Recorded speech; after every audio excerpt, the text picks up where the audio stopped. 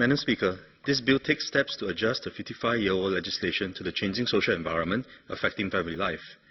When enacted in 1961, the Women's Charter was a momentous and courageous legislation that swam against the tide of opinions and the traditional values of society.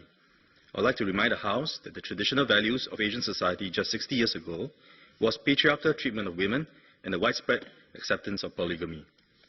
The preservation of the so-called traditional family was not the original intent of the Charter. On the contrary, the Women's Charter instituted the modern moral view of the family as a cooperative partnership between husband and wife who have equal rights as independent individuals and have equal responsibilities in caring and providing for the children. It is a waste that the present and recent amendments are cautious reactions to rising divorce rates. These were opportunities to replicate the visionary spirit of the framers of the original Charter in using the law to shape society for the empowerment of its members. The main changes proposed by the present bill attempt to deal with two sets of problems besetting the modern family following the principles of the original Charter. The first set concerns the better protection of the well-being and interests of children and follows the principle of parental responsibility. The bill gives the court powers to order divorcing parents to attend the mandatory parenting program, the MPP, and restates who can apply for protection order in situations of family violence. The second set follows the principle of gender equality and makes incapacitated ex-husbands eligible for receiving maintenance from the ex-wives. The proposed changes, each on its own and on the whole, do not go far enough to plug the widening cracks and empower the modern family in increasingly trying times. On the matter of parental responsibility and better protection of children, I would like to make 4 points. The first point is on the MPP. My worry is that divorcing parents will go through the motion of attending the MPP. To be effective, the MPP should be tailored to parenting in divorce situations targeting both custodial and non-custodial parents, and it should be integrated with the mandatory mediation and counseling of divorcing parents at the Child Focused Resolution Center and should stretch across the pre-divorce and post-divorce periods. Furthermore, the MPP and the counseling should try to involve the children as much as possible. Children should not be treated simply as passive victims whose problems could be solved by positive parenting. Article 12 of the Convention on the Rights of the Child states that we should assure to the child, who is capable of forming his or her views, the right to express those views freely in all matters affecting the child, and that these views be given due weight in accordance with the age and maturity of the child.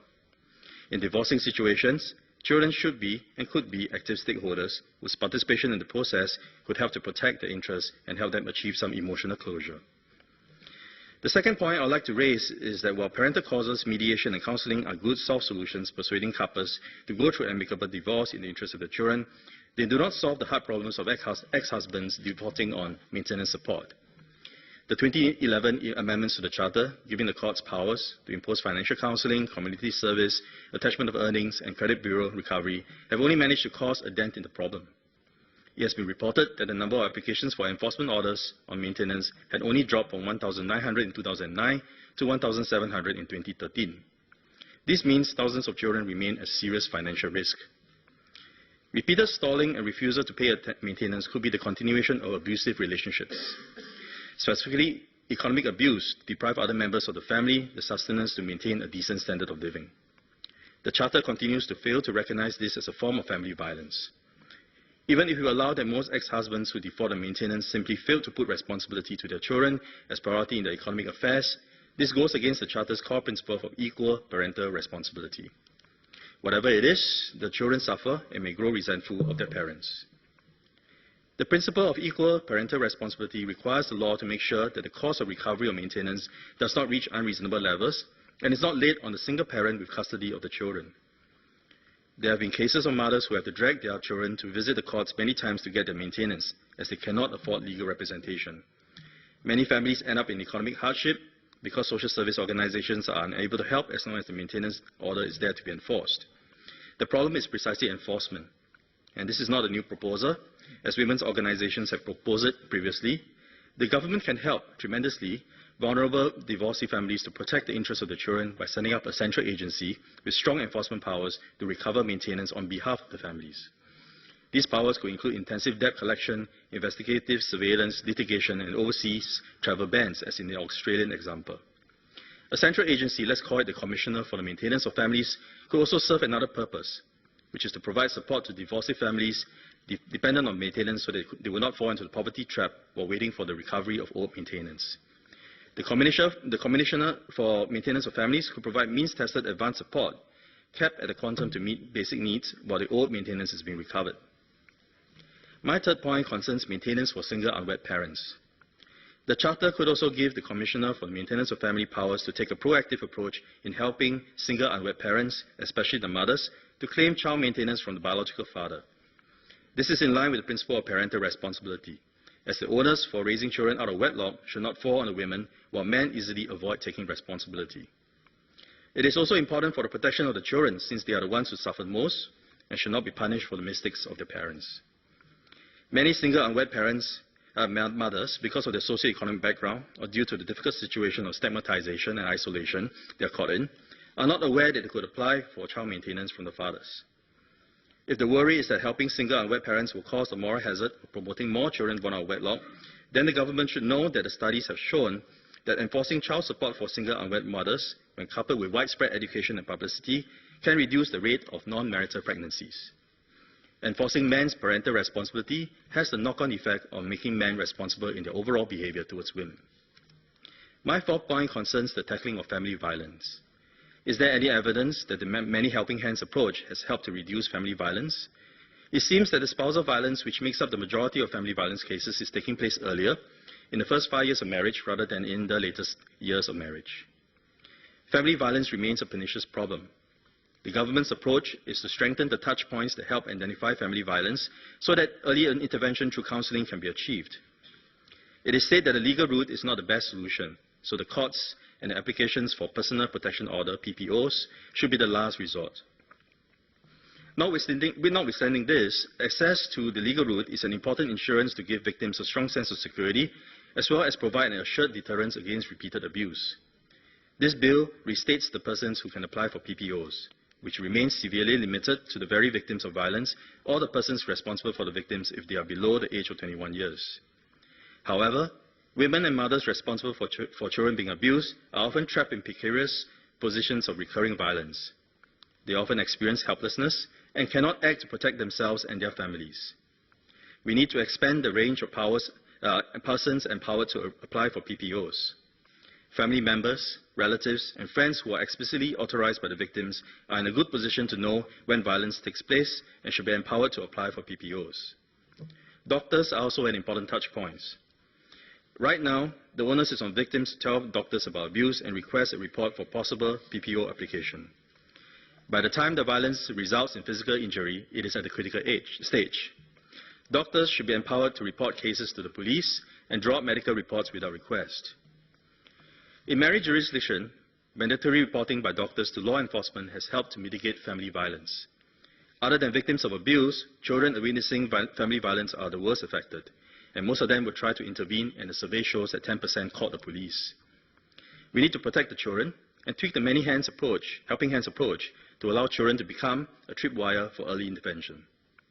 Last and definitely not least, like in many jurisdictions overseas, the police, to whom social workers, doctors, victims, and children of victims turn to as the trusted investigative and enforcement agency, should be empowered to apply for protection orders.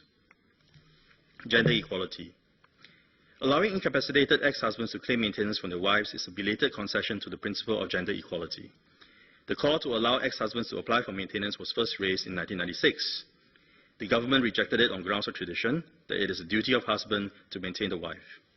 The same call was rejected 6 years ago on account that society is not ready for gender equality when it comes to maintenance.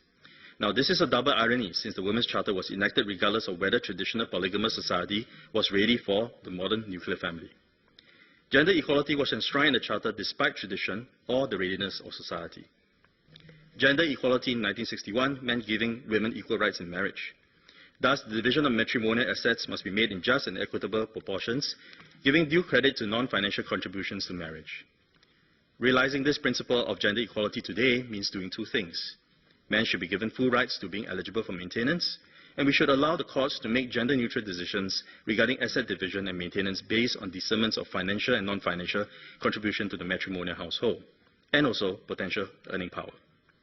Second, the law should factor in opportunity costs in lost earnings due to being a homemaker in the determination of maintenance, especially given that men and women have full access to the labour market.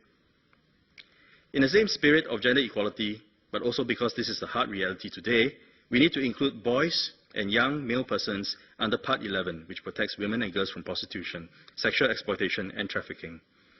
This part is even more outdated than the Women's Charter, as it reflects the old colonial Women's and Girls Protection Ordinance.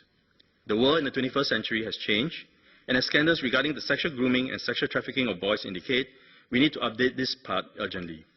In fact, Part 11 is an anomaly, and its inclusion in the Charter conflates prostitution and sexual exploitation with the family. I believe this part is best taken out and its provisions integrated with the Prevention of Human Trafficking Act and the Penal Code. Once Part 11 is removed and the principles of parental responsibility and gender equality are reaffirmed, future revisions of the Women's Charter provides us with the opportunity to do something progressive and leading the times, shaping society for the better, like what the original Charter did in 1961. There have been calls for the Women's Charter and all other legislations dealing with the family, including the Children and Young Persons Act, to be combined into a landmark piece called the Family Charter. I support this proposal. This is not just for the rationalization of the law, but it will serve two important purposes. First, this government has reiterated that its ideology and policy is to protect, preserve, and promote the modern nuclear family as the bedrock of our society. We should continue to do so. Nowhere else in the law is the modern family so well and morally defined as in the Women's Charter, as equal cooperative partnership with independent rights and parental responsibility, which has paved the way for families to thrive for 50 years now. It's time to rename the Charter to enshrine even more visibly the ideology of safeguarding families. Second, the renaming does not just give symbolic effect to the moral view of the family. The Family Charter will form the basis with which we institutionalize the family further in the era of aging, globalization, and consumption culture, where the norm of non-marital unions and mixed family forms become increasingly prevalent. It will be the basis for positive legislation to empower children, men and women to lead healthy family lives if they so desire.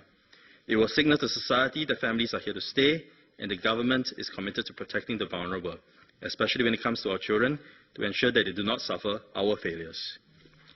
Madam Speaker, we like to tell our children to emulate the bold and progressive spirit of our pioneer political leaders. The Women's Charter is a testament to that spirit, but it is in need of a bold revision that will do justice to its core principles of gender equality and parental responsibility. The measures in this bill try to do this, which is reason for me to support it. But they do not go far enough. There is no reason not to be bold. Treat children as stakeholders in the divorcing process, set up a central agency to help single-parent families collect maintenance, help single unwed mothers obtain child support to reduce poverty and wedlock pregnancies, tackle family violence by empowering the police and persons who can help the victims to apply for protection orders, allow all ex-husbands to apply for maintenance, and let the courts decide on gender-neutral grounds, and consolidate the legislation as the Family Charter to establish a firm foundation for families to thrive into the 21st century. The year 2021 will mark the 60th year of the enactment of the Charter. A bold revision will revive and honor the core principles of the Charter, and this bill paves the way for the revision.